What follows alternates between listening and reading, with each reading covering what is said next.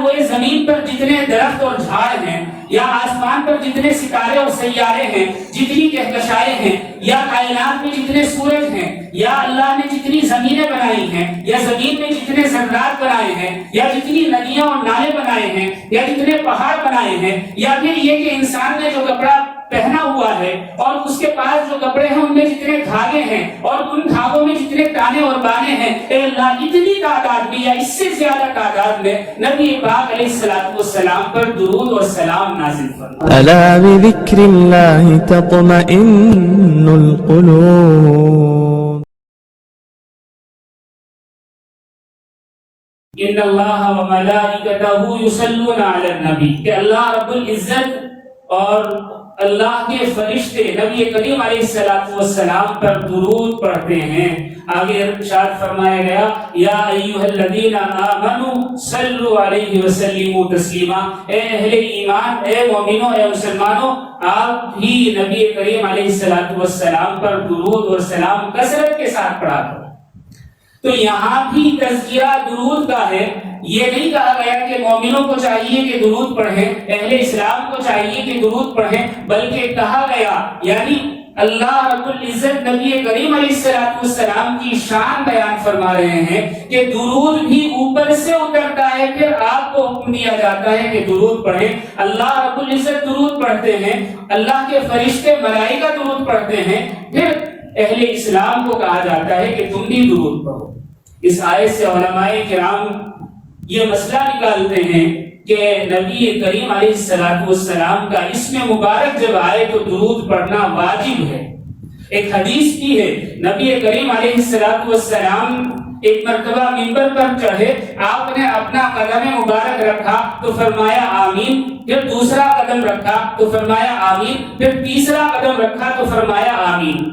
صحابہ کرام نے خطبے کے بعد سوال کیا، اے اللہ کے نبی، اس سے پہلے تو ہم نے آپ کو ایسے کہتے ہوئے نہیں دیکھا، آخر ماجرا کیا ہے؟ نبی کریم علیہ الصلوۃ والسلام نے ارشاد فرمایا، میرے پاس حضرت جبرائیل علیہ الصلوۃ والسلام تشریف لائے، جب میں نے پہلا قدم رکھا تو انہوں نے بددعا دی کہ ہلاک ہو وہ شخص جس کے والدین میں سے کوئی ایک یا دونوں موجود ہوں اور بڑھاپے کو پہنچ جائیں اور وہ ان کی خدمت کر کے جنت کا حقدار نہ ہو۔ تو میں نے اس بددعا پر کہا آمین۔ پھر دوسرا قدم رکھا تو حضرت جبرائیل نے بددعا دی، ہلاک ہو وہ شخص جس نے رمضان کا مہینہ پایا اور اس نے اپنی مغفرت نہیں کرائی، میں نے کہا آمین۔ پھر تیسرا قدم رکھا تو حضرت جبرائیل نے بددعا دی اور کہا کہ ہلاک ہو وہ شخص جس کے سامنے آپ کا تذکرہ یا اسم مبارک آئے اور وہ آپ پر درود نہ پڑھے، تو میں نے کہا آمین۔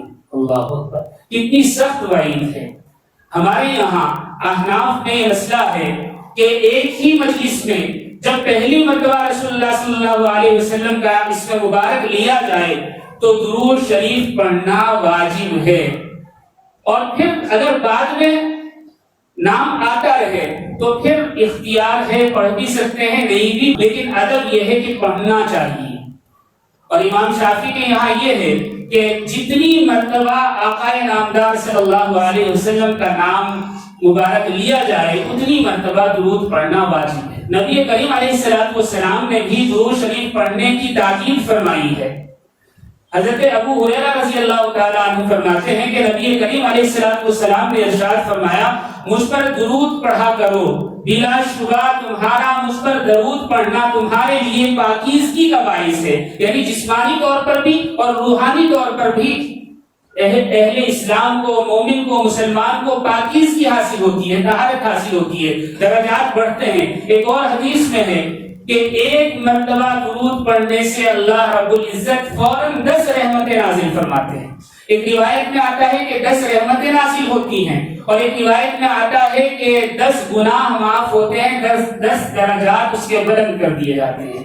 نبی کریم علیہ الصلوۃ والسلام سے میں نے جو آیت پڑھی آپ کے سامنے، ان اللہ و ملائکتہ یصلون علی النبی، یہ آیت جب نازل ہوئی تو صحابہ کرام رضوان اللہ علیہم اجمعین بیٹھے ہوئے تھے. حضرت کعب بن عجرہ رضی اللہ تعالیٰ عنہ نے سوال کیا, اے اللہ کے نبی سلام کا طریقہ تو ہم نے سیکھ لیا ہے لیکن صلاۃ کا طریقہ ہمیں نہیں آتا, آپ ارشاد فرما دیں. تو نبی کریم علیہ الصلوۃ والسلام نے ارشاد فرمایا اللہم صلی علی محمد, یعنی درود ابراہیم مکمل پڑھ کر سنایا اور فرمایا یہ صلاۃ کا طریقہ ہے. یہ نبی کریم علیہ الصلوۃ والسلام کو جتنے درود تھے ان سب میں سب سے زیادہ پسندیدہ درود حضرت ابراہیم علیہ الصلوۃ والسلام کا نام نامی جو ہم درود شریف پڑھتے ہیں تحیات کے بعد وہ ہے. نبی کریم علیہ الصلوۃ والسلام پر کوئی بھی درود پڑھا جا سکتا ہے. نماز کے علاوہ عربی زبان ہو یہ ضروری نہیں, لیکن ہاں ادب کا تقاضا یہ ہے کہ عربی زبان ہونی چاہیے. نماز میں تو عربی زبان میں ہی درود پڑھنا واجب ہے. نماز سے باہر عربی زبان نہ بھی ہو تو بھی جائز ہے, بلکہ آدمی کے لیے آسانی بھی ہوتی ہے اور اس میں یہ بھی پتہ لگتا ہے کہ میں کیا دعا دے رہا ہوں اور کیا دعا کر رہا ہوں. نبی کریم علیہ الصلوۃ والسلام پر درود پڑھنے کے سلسلے میں ہمارے اکابرین نے بڑا کام کیا ہے. بہت ساری کتابیں لکھی ہیں, بہت پیچھے کی بات نہیں. ابھی حضرت شیخ زکریا رحمۃ اللہ علیہ نے اپنی کتاب جب لکھی فضائل درود پر, تو آپ کو ساری دنیا میں وہ شہرت ملی جو فضائل اعمال لکھنے کے بعد آپ کی وفات کے بعد ملی. یعنی وفات سے پہلے فضائل اعمال کی وجہ سے وہ شہرت نہیں ملی جو عرب دنیا سے لے کر عجم تک اور عجم سے لے کر یورپ امریکہ تک آپ کو فضائل درود لکھنے پر شہرت بھی ملی اور لوگوں میں مقبولیت بھی حاصل ہوئی. ایسی معرکۃ الآراء کتاب حضرت کے بعد ابھی تک کسی اجمی نے نہیں لکھی ہے. اللہ اکبر, یہ شرف بھی ہمارے اکابرین کو حاصل ہے. درود شریف سے بہت ساری چیزیں حاصل ہوتی. درود شریف سے دنیا میں بھی فائدہ ہوتا ہے اور آخرت میں تو فائدہ ہی فائدہ ہے. حضرت ابراہیم بن ادہم رحمۃ اللہ علیہ نے ایک مرتبہ دیکھا کہ دوران طواف ایک شخص ہے اور وہ نہ کوئی مسنون دعا پڑھ رہا ہے نہ کوئی قرآن کریم کی مستحب دعا پڑھ رہا ہے, بلکہ طواف کے دوران صرف اور صرف درود شریف پڑھتا ہے. رکن یمانی سے لے کر حجر اسود تک جو مسنون دعائیں اور آیتیں ہیں وہ بھی نہیں پڑھتا, بلکہ صرف درود شریف پڑھتا ہے. تو وہ بھی اس کے پیچھے پیچھے طواف کرتے رہے. جب اس کا طواف پورا ہوا اور آپ نے اپنا طواف پورا کیا تو حضرت ابراہیم بن ادہم اس کے پاس گئے اور پوچھا کہ بھائی میں نے عجیب بات دیکھی ہے, نبی کریم علیہ الصلوۃ والسلام سے جو دعائیں ہم تک آئی ہیں وہ تم نے چھوڑ دی اور درود شریف طواف کے دوران پڑھتے رہے, ایسا کیا معاملہ ہے؟ اس نے کہا کہ میرا واقعہ عجیب ہے. کہا کہ میں سننا چاہتا ہوں. تو اس نے بتایا کہ میں فلسطین کی طرف سے نکلا, میرے ساتھ میرے والد تھے, ہم دونوں نے یہ ارادہ کیا کہ حج کے لیے چلیں. دوران سفر میرے والد بیمار ہو گئے, راستے میں کوئی اور ساتھی نہیں تھا, ہم دونوں تنہا تھے. ایسی حالت میں میرے والد کا سفر کرنا مشکل ہو گیا. ایک جگہ ہم نے جنگل میں پڑاؤ ڈال دیا, ایک درخت کے نیچے آرام کرتے رہے, لیکن وقت آ گیا تھا, میرے والد انتقال کر گئے. ایسے میں نے دیکھا کہ میرے والد کا سارا جسم سیاہ پڑ گیا ہے, سارا جسم کالا ہو گیا ہے. کہیں جو اجلا پن تھا, سفیدی تھی, اسکین صاف تھی, وہ نہیں رہی, بلکہ جسم کالا ہو گیا. میں یہ دیکھ کر خوف زدہ ہو گیا. میں نے سمجھا کہ میرے والد کا انجام اچھا نہیں ہے, اس لیے کہ موت کے بعد چہرہ اور جسم کا کالا ہونا بڑی عیب کی بات ہے, ایمان کی خرابی کی علامت ہے. میں خوف زدہ ہو گیا. میں والد سے تھوڑے سے فاصلے پر پیڑ کے نیچے بیٹھا, درخت کے نیچے ٹیکا لگا کر آنکھ بند کر لی. اتنے میں نے خواب دیکھا کہ بہت دور سے ایک روشنی آتی ہوئی نظر آ رہی ہے. منظر وہی ہے, جگہ وہی ہے. تو اس نے دیکھا کہ بہت دور سے ایک چنگاری کی طرح ایک روشنی کا دھبا ہے, وہ میری طرف آنا شروع ہوا. یہاں تک کہ جب وہ میرے قریب پہنچا تو چاروں طرف اجالا اور روشنی ہو گئی.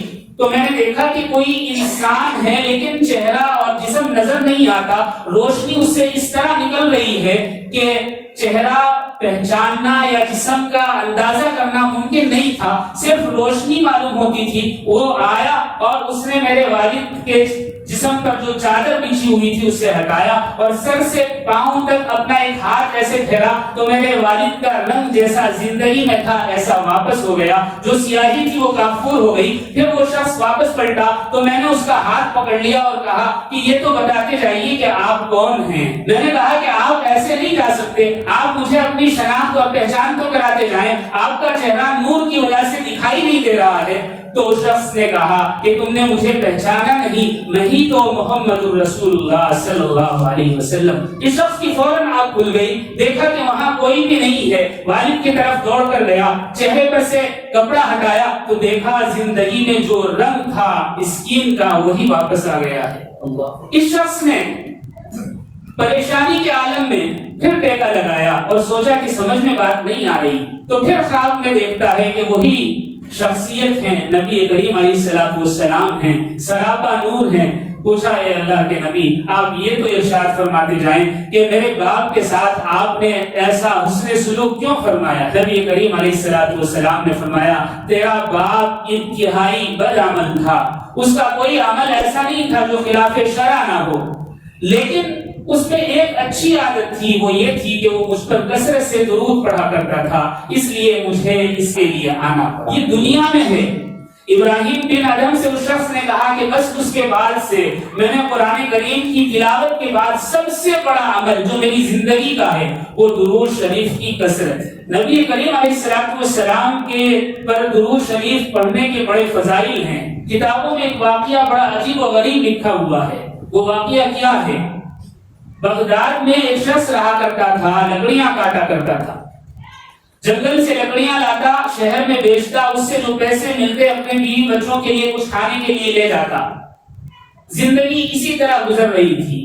اس شخص میں ایک عادت تھی، نبی کریم علیہ السلام پر درود اس طریقے سے پڑھتا تھا کہ اے اللہ، حضرت ابو بکر صدیق رضی اللہ تعالیٰ عنہ اور حضرت عمر فاروق رضی اللہ تعالیٰ عنہ کی جتنی نیکیاں ہیں ان نیکیوں سے زیادہ نبی کریم علیہ السلام پر اپنی رحمت اور برکتیں اور سلام نازل فرما۔ اللہ، دیکھیے کیا پیارا انداز ہے۔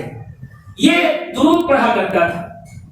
کچھ ایسے لوگ بھی تھے جو حضرات شیخین سے بغض رکھتے تھے، حضرت عمر اور حضرت صدیق سے بغض تھا، دشمنی تھی، اور وہ اس کی یہ بات سنتے تو سخت ناگواری ہوتی ہے اور وہ چاہتے کہ اس کی زبان بند ہو جائے۔ تو ایک مرتبہ وہ لکڑیاں کاٹ کر لا رہا تھا اور اس کا معمول یہی تھا کہ سر پر گٹھڑ رکھا ہوا ہے اور درود اپنی زبان میں اسی طرح پڑھتے ہوئے جاتا رہتا تھا بلند آواز سے۔ تو ان لوگوں نے پلان بنایا اور اسے بہلا پھسلا کر کہا کہ دیکھو یہ لکڑیاں تم شہر تک لے جاؤ گے، ویرانے میں ایک مکان ہے وہاں لے چلو، ہم اس کی ڈبل قیمت دیں گے۔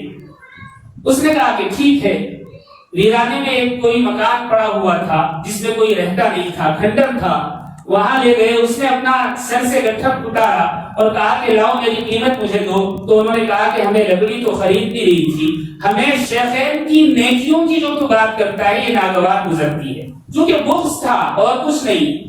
تو اس سے کہا کہ ہم تجھے اس لیے نہیں لائے بلکہ اس لیے لائے ہیں تاکہ تو آئندہ اس طرح درود نہ پڑھے، اور اسے پہلے گرایا اور اس کے بعد اس کی زبان کاٹ کر پھینکی، پھر دونوں ہاتھ کاٹ کر پھینک دیے، اس کے بعد دونوں پاؤں کاٹ کر پھینک دیے۔ اگلے دن ان لوگوں نے دیکھا کہ اسی وقت جس وقت وہ لکڑیاں لے کر آیا کرتا تھا، لکڑہارا دوبارہ لکڑیاں لے کر آ رہا ہے، وہ بالکل صحیح سالم ہے اور اسی طرح درود شریف پڑھتا ہوا آ رہا ہے۔ تو ان کو بڑا تعجب ہوا۔ انہوں نے اگر یہ بہانہ کرتے تو وہ جانے والا نہیں تھا، انہوں نے اسے زبردستی پکڑا اور اسی مکان میں لے گئے اور دوبارہ اسی طرح کیا جیسے پہلے دن کیا تھا۔ تیسرے دن پھر دیکھا کہ وہ شخص صحیح سالم پھر اسی طرح آ رہا ہے اور درود شریف پڑھتا ہوا آ رہا ہے۔ تو ان کو بڑا تعجب ہوا، انہوں نے سوچا کہ یہ کوئی معمولی بات نہیں، کوئی غیب کا مسئلہ ہے، ہماری سمجھ میں آنے والا نہیں۔ تو اسے پکڑا اور انہوں نے کہا کہ دیکھ بھائی ہمیں معاف کر دے، لیکن بس یہ بتا دے کہ معاملہ کیا ہے، تو صحیح کیسے ہو جاتا ہے، تو مر جاتا، لیکن 2 مرتبہ ہم تجھے ایسی حالت میں چھوڑ آئے، پھر تو زندہ صحیح سالم ہو جاتا ہے، واپس آ جاتا ہے، مرتا نہیں ہے، زندہ رہتا ہے، وجہ کیا ہے؟ تو اس شخص نے کہا پہلے دن تم نے میری زبان کاٹ کر وہیں پھینک دی، ہاتھ پاؤں کاٹ کر بھی وہیں پھینک دیے، میں بھی وہیں پڑا رہا، بے ہوش ہو گیا، میری روح نکلنے کو ہو رہی تھی، ایسی حالت میں نے خواب دیکھا نبی کریم علیہ الصلوۃ والسلام تشریف لائے اور آپ نے اپنا لعاب مبارک میری زبان پر لگا کر میرے منہ میں رکھی تو وہ زبان جڑ گئی، آپ نے اپنا لعاب مبارک لگا کر میرے ہاتھ پیر لگائے تو وہ وہی جڑ گئے اور میں صحیح سالم ہو گئے۔ ان لوگوں کو ہوش آیا اور انہوں نے پھر توبہ کی۔ یہ ہے درود شریف کا دنیا میں بھی فائدہ۔ درود شریف پڑھا جائے تو یہ نیت نہیں ہونی چاہیے کہ ہم پڑھیں گے تو دنیا میں بھی بھلائی ملے، نہیں، بلکہ خالص نیت یہ ہو کہ ہم اللہ کی رضا کے لیے نبی کریم علیہ الصلوۃ والسلام کی محبت میں اسے پڑھ رہے ہیں۔ نبی کریم علیہ الصلوۃ والسلام پر جو بھی شخص درود پڑھتا ہے دنیا میں بھی آخرت میں بھی وہ اللہ اور اللہ کے رسول کے قریب ہوتا ہے، اس لیے کہ محبوب کی جب تعریف کی جاتی ہے تو وہ شخص اسے بھی محبوب ہونے لگتا ہے۔ ہم کسی سے محبت کرتے ہیں، اگر کوئی اس محبت جس سے کی جاتی ہے اس کی تعریف کرے تو ہمیں وہ بھی اچھا لگنے لگتا ہے۔ ایسے ہی یہ معاملہ ہے، نبی کریم علیہ الصلوۃ والسلام اللہ رب العزت کے محبوب ہیں اور اللہ کے محبوب کی جو تعریف کرے وہ بھی اللہ کو ضرور محبوب ہوگا۔ دنیا میں بھی بے شمار واقعات اس طرح کے ہیں جس نے اللہ کے نبی سے محبت کی اور درود شریف کا نذرانہ پیش کیا، اللہ رب العزت نے دنیا بھی سدھار دی اور آخرت بھی سدھار دی۔ بہت پرانا واقعہ نہیں ہے، پڑوس کے ملک کا ایک واقعہ ہے، بہاولپور کا۔ ایک آدمی گاڑی پر چاول بیچا کرتا تھا، 40 سال چاول بیچتا رہا، ظاہر سی بات ہے اس کی آمدنی کوئی خاص نہیں تھی، 2 بیٹیاں تھیں، جوان ہو گئی۔ اب ان کے نکاح کا مسئلہ پیش آیا، کہاں نکاح کرے، کیسے کرے؟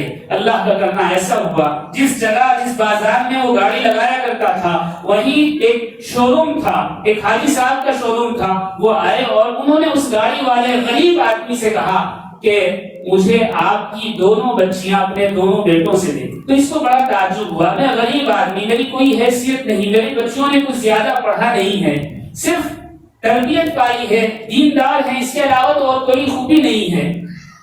لیکن حاجی صاحب نے کہا کہ میں آپ سے بس یہ عرض کرتا ہوں کہ آپ اپنی بچیاں دے دیں اور کچھ نہیں چاہیے۔ یہ نہ چاہتے ہوئے بھی انکار نہیں کر سکے، انہوں نے کہا کہ اچھا ٹھیک ہے، یہ رشتہ کر لیتے ہیں۔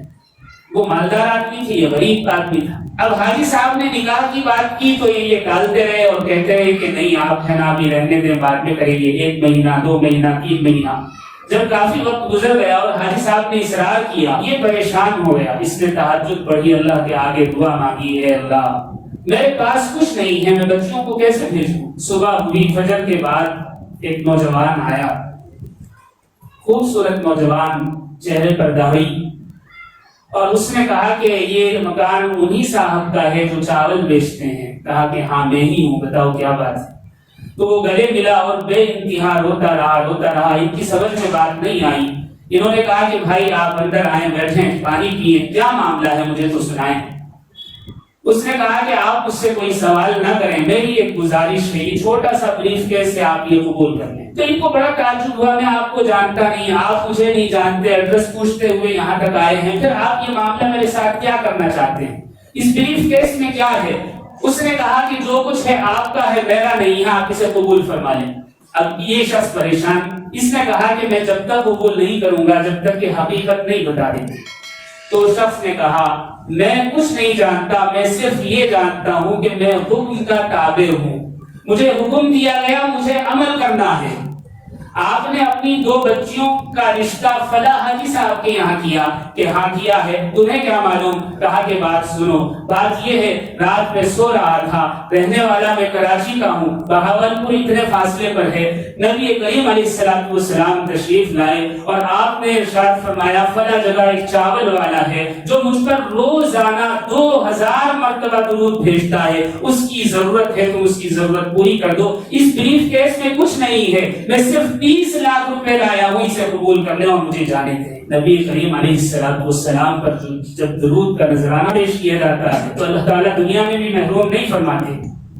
یہ تو ایک مثال ہے، ایسا ضروری نہیں کہ ہم درود پڑھیں اور دنیا میں ہی سب کچھ مل جائے۔ اگر دنیا میں ہی سب کچھ ملنا ہوتا تو پھر امتحان کس بات کا ہو؟ درود کی کثرت جتنی ہوگی ہمارا ایمان اتنا ہی زیادہ مضبوط ہوگا، اور درود کی کثرت جتنی ہوگی شفاعت کے مستحق اتنے ہی زیادہ ہوں گے۔ اور درود کی کثرت جتنی ہوگی ایمان اتنا ہی زیادہ نکھرتا سنورتا جائے گا، اعمال کی توفیق ہوگی۔ والد اقدس رحمۃ اللہ علیہ نے آخری لمحات میں جب ہمیں وصیت کی تو فرمایا کہ بیٹا سنت پر چلتے رہنا، اور سنت کو اختیار کرنے کا سب سے آسان راستہ یہ ہے کہ درود شریف کی کثرت کرنا، تو سنت پر چلنے میں آسانی ہو جائے گی۔ کیسا آسان راستہ ہے، بہت آسان ہے۔ جیسے نماز برائیوں کو روکتی ہے، اس طرح درود شریف کی کثرت سنت پر اور شریعت پر عمل کرانے میں آسانی پیدا کر دیتا ہے۔ نبی کریم علیہ السلام پر درود اور سلام ہر مومن کو پڑھنا چاہیے، اور یہ ایک حد میں واجب ہے اور ایک حد میں اس کے ایمان کی مضبوطی کا اظہار ہے۔ جتنا ممکن ہو چاہیے کہ ہم کثرت کریں اس کی۔ نبی کریم علیہ السلام کی حمد و ثنا عام زبان میں درود کہا جاتا ہے اس کو، اور سلام کا مطلب یہ ہے کہ سلامتی کی، خیر کی، بھلائی کی دعا دینا۔ نبی کریم علیہ السلام کے صحابہ میں درود پڑھنے والے صحابہ تو سبھی تھے، لیکن جو شاعر صحابہ تھے انہوں نے بھی درود کو اپنے اشعار میں ڈھالا۔ میں نے جیسا کہ شروع میں عرض کیا کہ درود نماز سے باہر آپ اپنی زبان میں بھی ادا کر سکتے ہیں۔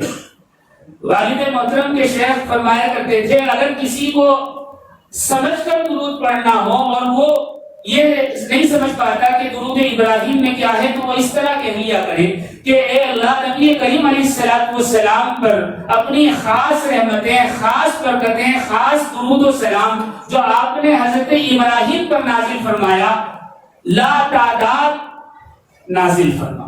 بہت آسان ہے، اور یہ بھی نہیں تو فرمایا کرتے تھے یہ کہہ لیا کرو کہ اللہ روئے زمین پر جتنے درخت اور جھاڑ ہیں، یا آسمان پر جتنے ستارے اور سیارے ہیں، جتنی کہکشائیں ہیں، یا کائنات میں جتنے سورج ہیں، یا اللہ نے جتنی زمینیں بنائی ہیں، یا زمین میں جتنے ذرات بنائے ہیں، یا جتنی ندیاں اور نالے بنائے ہیں، یا جتنے پہاڑ بنائے ہیں، یا پھر یہ کہ انسان نے جو کپڑا پہنا ہوا ہے اور اس کے پاس جو کپڑے ہیں ان میں جتنے دھاگے ہیں اور ان دھاگوں میں جتنے تانے اور بانے ہیں، اے اللہ اتنی تعداد میں یا اس سے زیادہ تعداد میں نبی پاک علیہ السلام پر درود اور سلام نازل فرما۔ اللہ کیا انوکھا انداز ہے، کیا چھوٹا انداز ہے۔ ہمارے اکابرین بھی پیچیدہ باتیں چھوٹے چھوٹے جملوں میں سمجھا دیا کرتے تھے۔ میں عرض یہ کر رہا تھا کہ صحابہ میں جو شاعر تھے انہوں نے درود کو اپنے اشعار میں ڈھالا۔ نبی کریم علیہ السلام نے بعض صحابہ کو اپنے منبر پر بٹھا کر ان سے کہا کہ اب نعت پڑھو، تو انہوں نے نعت کہی۔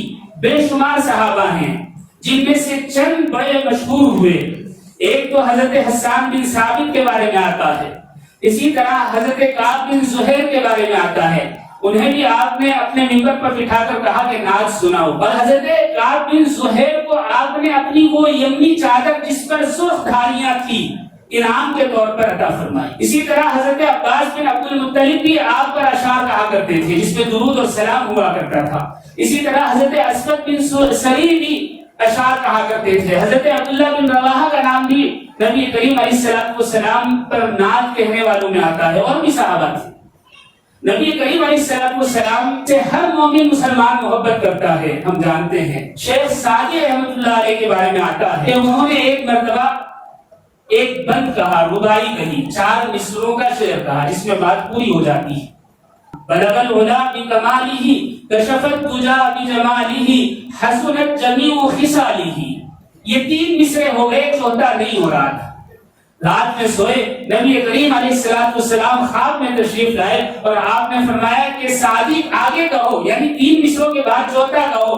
حضرت شیخ سعدی نے کہا اللہ کے نبی مجھ سے نہیں کہا جا رہا ہے، بن ہی نہیں رہا ہے۔ آپ نے مصرع ارشاد فرمایا اور کہا کہ یہ کہہ لو صلو علیہ وآلہ۔ اللہ کتنے زمانے کے بعد کی بات۔ امیر خسرو کو کون نہیں جانتا، حضرت نظام الدین اولیاء رحمۃ اللہ علیہ کو کون نہیں جانتا۔ امیر خسرو نے اشعار کہے، ایک ربائی کہی حضرت شیخ سعدی کی اس ربائی کے بدلے میں، اور اپنے استاد حضرت نظام الدین اولیاء کی خدمت میں پیش کی۔ حضرت نظام الدین نے سنا اور کہا کہ ربائی تو بہت اچھی ہے لیکن شیخ سعدی جیسی نہیں۔ دوسرے دن پھر وہ اسے بدل کر کچھ اور نکھار کر سنوار کر لے کر آئے۔ امیر خسرو نے پھر ربائی پیش کی، کہا کہ خسرو تمہاری نعتیہ ربائی تو بہت اچھی ہے لیکن سعدی جیسی نہیں۔ تیسرے دن پھر لے کر آئے، حضرت نظام الدین نے پھر وہی بات کہی کہ خسرو تمہاری ربائی سعدی جیسی نہیں ہے۔ امیر خسرو پریشان ہو گئے، اتنے اچھے اشعار آپ کہتے ہیں اچھے ہیں مگر سعدی جیسے نہیں ہیں۔ تو کہا کہ حضرت بات سمجھ میں نہیں آ رہی ہے، میں بھی تو اچھے اشعار کہہ رہا ہوں۔ تو حضرت نظام الدین اولیاء نے اپنی چادر ایسے کھینچی اور امیر خسرو کے سر پر ڈال دی۔ حضرت امیر خسرو نے دیکھا منظر بدل گیا، نبی کریم علیہ السلام کی مجلس آراستہ ہے اور صحابہ کرام رضوان اللہ علیہم اجمعین بیٹھے ہوئے ہیں۔ دیکھتے کیا ہے کہ حضرت شیخ سعدی رحمت اللہ علیہ نبی کریم علیہ السلام کے پیچھے کھڑے ہوئے ہیں اور پنکھا جھل رہے ہیں، اور نبی کریم علیہ السلام ایسے اپنا اثر مبارک گھماتے ہیں اور فرماتے ہیں کہ سعدی ذرا وہ ربائی کو سناؤ جو تم نے کہی تھی۔ اور شیخ سعدی بڑے مزے میں آ کر سناتے ہیں، بلغ العلا بکمالہ کشف الدجا بجمالہ حسنت جمیع خصالہ صلوا علیہ وآلہ۔ حضرت نظام الدین نے چادر کھینچی تو منظر ختم ہو گیا۔ امیر خسرو نے کہا کہ حضرت معافی چاہتا ہوں، جو سعدی کا مقام ہے ہم تو اس کی خاک کو بھی نہیں پہنچ سکتے۔ نبی کریم علیہ السلام پر درود و سلام کا نذرانہ پیش کرنے کے لیے شعراء نے بہت محنتیں کی، اور شاعری کی جو اقسام ہوتی ہیں اس میں سب سے مشکل جو ہے وہ نعت گوئی ہے۔ نبی کریم علیہ السلام کی مدح سرائی ہے، درود و سلام کا جو نذرانہ اشعار میں پیش کیا جاتا ہے، شاعر جانتا ہے کہ اس کو الفاظ میں ڈھالنا کتنا مشکل کام ہے، اور یہ وہی شاعر کر سکتا ہے جس میں عشق رسول کوٹ کوٹ کر بھرا ہوا ہو۔ اگر عشق رسول نہیں ہے تو اس کے لفظوں میں تاثیر نہیں ہوتی۔ بے شمار نعتیں کہی گئی، بے شمار قصیدے لکھے گئے جن میں درود و سلام پیش کیا گیا، لیکن بہت کم مقبول ہوئے۔ حضرت کعب بن زہیر رضی اللہ تعالیٰ عنہ نے ایک درود و سلام کا نذرانہ اپنے اشعار میں پیش کیا، نبی کریم علیہ السلام کو سنایا تو آپ نے اپنی یمنی چادر اتار کر حضرت کعب بن زہیر کے سر پر اور شانوں پر ڈال دی، آپ کو انعام ملے گی۔ اس جیسا ہی ایک واقعہ تاریخ میں اور ملتا ہے۔ سن 695 ہجری میں بوسیر ایک جگہ ہے مصر میں، وہاں ایک بزرگ پیدا ہوئے شرف الدین نام۔ شیخ شرف الدین جب بڑے ہوئے، تعلیم مکمل ہو گئی اور فارغ ہو گئے، سب اپنے اپنے کاموں میں مشغول ہو گئے، افسری ہو گئے، تو ایک مرتبہ ارادہ کیا کہ حج کے لیے جاؤں، لیکن ابھی نیت کی ہی تھی اور رقم جمع کی تھی کہ فالج کا حملہ ہوا اور سارا جسم بیکار ہو گیا۔ 8 یا 10 سال تک بستر پر پڑے رہے، ہلنے کی بھی صحت نہیں تھی۔ اسی عالم میں، یعنی زبان سے بول سکتے تھے، باقی سارا جسم مفلوج تھا، ایسی حالت میں انہوں نے 165 اشعار پر مشتمل نبی کریم علیہ السلام کی ذات مبارکہ پر ایک نعت کہی، جس میں آپ کی حمد و ثنا بیان کی گئی ہے، توصیف ہے، اور آپ کی صفات بیان کی گئی ہیں، نبوت کو بیان کیا گیا ہے، معراج کو بیان کیا گیا ہے، اور پھر معجزات بیان کیے گئے ہیں، درود و سلام ہے اور دعا ہے۔ 165 اشعار عربی کے، اور یہ وہ اشعار ہیں کہ آج تک ان جیسے اشعار کوئی اور شاعر نہیں کہہ سکا۔ شعراء کہتے ہیں لیکن اس جیسا کلام نہیں ہے۔ عربی جو سمجھتے ہیں وہ ایک ایک حرف کو لکھتے جاتے ہیں، اس کی تشریح کرتے جاتے ہیں، تو کتابیں لکھی جاتی ہیں، بڑی بڑی کتابیں وجود میں آ گئی۔ اس قصیدے کا نام قصیدہ بردہ شریف ہے۔ قصیدہ بردہ شریف کے اشعار ایسے لاجواب ہیں کہ ان جیسے اشعار دوبارہ کسی شاعر نے نہیں کہے، اور 90 سے زیادہ زبانوں میں اس پر کتابیں لکھی جا چکی ہیں، ترجمے 150 سے زیادہ ہیں۔ اس قصیدے کے ترجمے 150 سے زیادہ ہیں، اور وہ بھی اشعار نہیں ہیں، منظوم ہیں، اور 90 زبانوں میں اس پر شرح لکھی گئی ہے۔ اللہ اکبر، کیسا مقبول ہے۔ اس پر بھی واقعہ ہے، مختصر بات کر کے بات ختم کرتا ہوں۔ شیخ شرف الدین رحمت اللہ علیہ کا پورا نام شرف الدین ابو عبداللہ محمد ہے۔ بوسیر یا بوسیر ایک جگہ ہے مصر میں، وہاں پیدا ہوئے، اس لیے بوسیری یا بوسیری کہا جاتا ہے آپ کو۔ جب انتقال ہوا امام شافعی کے مقبرے کے قریب میں ان کو دفنایا گیا۔ بیماری کی حالت میں، فالج کی حالت میں 165 اشعار قصیدہ بردہ شریف کے کہے۔ جب یہ اشعار کہہ چکے ہو تو دل میں نیت ہوئی کہ اگر اللہ مجھے شفا عطا فرما دے تو نبی کریم علیہ السلام کے روزے پر حاضر ہو کر یہ اشعار پیش کروں۔ دل میں نیت کر لی، اٹھ نہیں سکتے تھے، ہل نہیں سکتے تھے۔ رات میں نبی کریم علیہ الصلوۃ والسلام کی زیارت ہوئی. آپ نے فرمایا کہ شرف الدین وہ اشعار کو سناؤ. شیخ شرف الدین رحمۃ اللہ علیہ نے کہا اے اللہ کے نبی میں ہل نہیں سکتا. آپ نے اپنا دست مبارک سر سے لے کر پاؤں تک ایسے پھیرا. شرف الدین ٹھیک ہو گئے خواب میں. شیخ شرف الدین کھڑے ہوئے, پھر منظر بدلا کہ ایک بڑی مسجد ہے, نبی کریم علیہ الصلوۃ والسلام منبر پر تشریف فرما ہے, اور آپ نے کہا کہ شرف الدین یہاں آ جاؤ برابر میں اور وہ اشعار سناؤ. تو ساری مسجد بھر گئی. مسجد کے باہر جہاں تک نگاہ تھی لوگ جمع تھے, اور شیخ شرف الدین وہ اشعار سنا رہے تھے. نبی کریم صلی اللہ علیہ وسلم داد و تحسین دے رہے. جب اشعار ختم ہوئے, جو احادیث میں یا روایتوں میں آتا ہے کہ نبی کریم علیہ الصلوۃ والسلام کے پاس ایک یمنی چادر تھی سرخ دھاریوں کی, آپ نے وہ چادر اپنے شانوں سے اتاری اور شیخ شرف الدین کے شانوں پر ڈال دی. آنکھ کھل گئی تو دیکھا کہ وہ چادر ان کے جسم پر پڑی ہوئی ہے, اور نبی کریم علیہ الصلوۃ والسلام کی مہک سارے گھر میں پھیلی ہوئی ہے.